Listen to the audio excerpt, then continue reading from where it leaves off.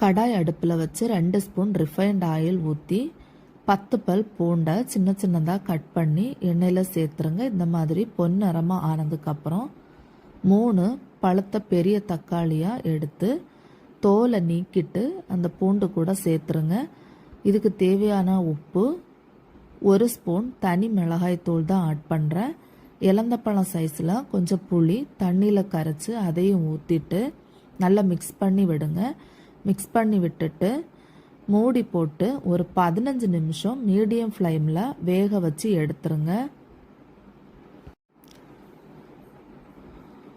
15 நிமிஷத்துக்கு அப்புறம் ஓப்பன் பண்ணிங்கன்னா தண்ணி எல்லாம் வற்றி இந்த மாதிரி தொக்கு ரெடி ஆயிரும்.